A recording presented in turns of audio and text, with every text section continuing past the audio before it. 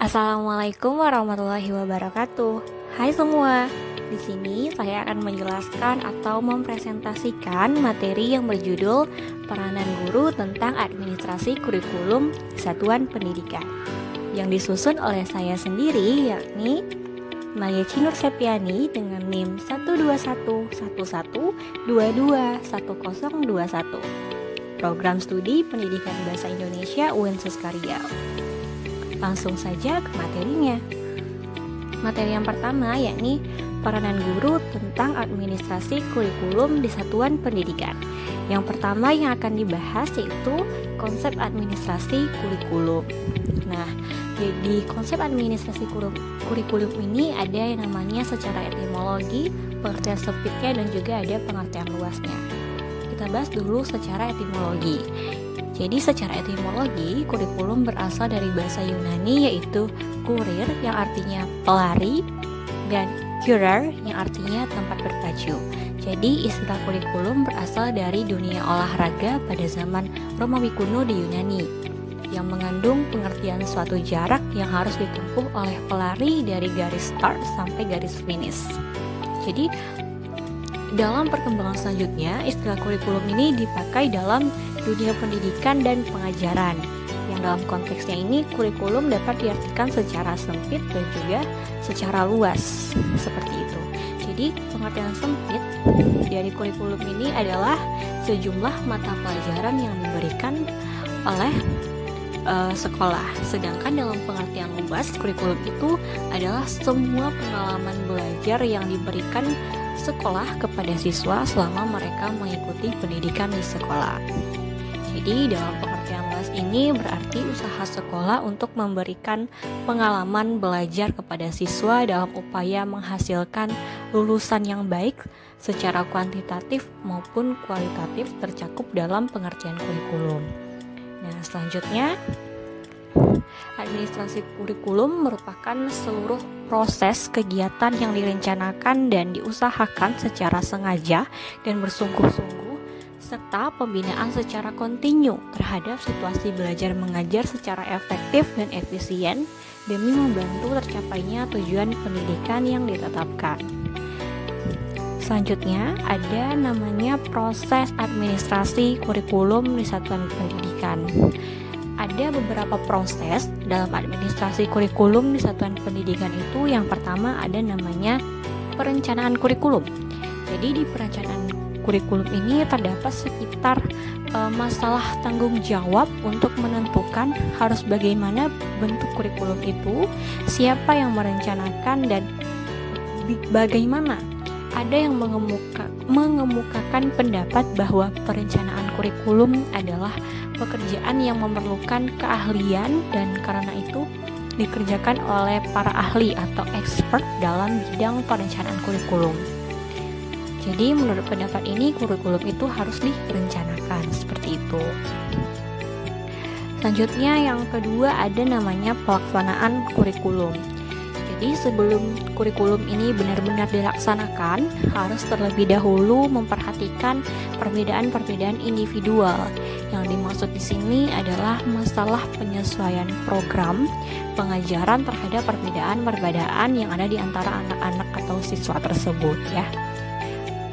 Jadi selanjutnya yang ketiga ada namanya pengawasan atau pengembangan kurikulum. Dalam pengembangan kurikulum terdapat dua proses utama yakni pengembangan pedoman kurikulum dan pengembangan pedoman instruksional. Kita bahas dulu tentang pedoman kurikulum.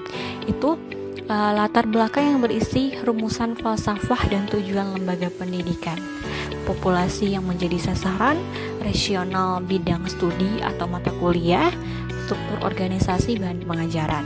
Terus ada silabus yang berisi mata pelajaran secara lebih perinci yang diberikan yakni skop atau ruang lingkup dan sekuensnya atau urutan pengajiannya. Selanjutnya ada desain evaluasi termasuk strategis revisi atau perbaikan kurikulum mengenai bahan pelajaran, skop atau sekuens, organisasi bahan dan strategi instruksionalnya. Selanjutnya ada pedoman instruksional. Jadi pedoman instruksional diperoleh atas usaha pengajar untuk menguraikan isi pedoman kurikulum agar lebih spesifik sehingga lebih mudah untuk mempersiapkannya sebagai pelajaran dalam kelas. Dengan demikian, apa yang diajarkan benar-benar bersumber dari pedoman kurikulum. Lalu ada yang terakhir namanya evaluasi kurikulum.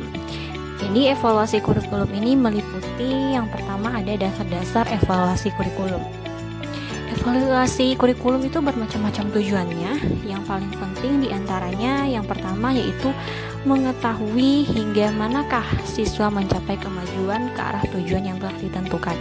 Yang kedua, melalui efektivitas kurikulum. Dan yang ketiga, menentukan faktor biaya, waktu, dan tingkat keberhasilan kurikulum itu.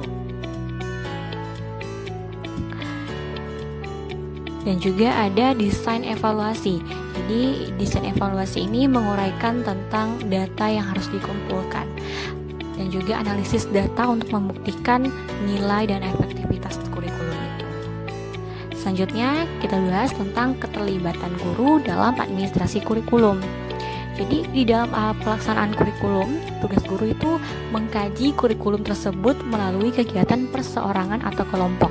Jadi demikian guru dan kepala sekolah memahami kurikulum tersebut sebelum dilaksanakan. Dalam proses pengembangan kurikulum, peran guru lebih banyak dalam tataran kelas mencatat peran guru sebagai pertama ada yang namanya implementers. Di implementers ini, guru itu berperan untuk mengaplikasikan kurikulum yang sudah ada. Dalam melaksanakan perannya, guru hanya menerima kebijakan perumus kurikulum. Guru tidak memiliki ruang baik untuk menentukan isi kurikulum maupun menentukan target kurikulum. Jadi pada fase implementator kurikulum, peran guru dalam pengembangan kurikulum sebatas hanya menjalankan kurikulum yang telah disusun atau sebelum reformasi pendidikan. Nah, selanjutnya ada yang kedua namanya adapters. Guru ini berperan lebih dari sebagai pelaksana kurikulum, akan tetapi juga sebagai penyelaras kurikulum dengan karakteristik dan kebutuhan siswa dan kebutuhan daerah. Dalam fase ini, guru memberikan kewenangan untuk menyelesaikan kurikulum yang sudah ada dengan karakteristik sekolah dan kebutuhan lokal. Dan yang ketiga ada namanya developers. Guru berwenang dalam mendesain kurikulum. Guru bukan saja dapat menentukan tujuan dan isi pelajaran yang akan disampaikan, akan tetapi juga dapat menentukan strategi apa yang harus dikembangkan serta bagaimana mengukur keberhasilannya.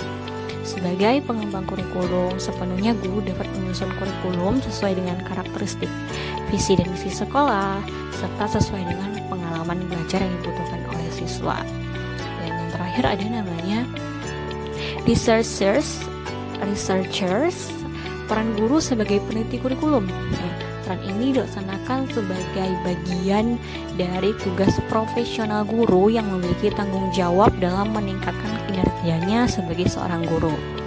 Dalam pelaksanaan peran sebagai peneliti, guru ini memiliki tanggung jawab untuk menguji berbagai komponen kurikulum. Lalu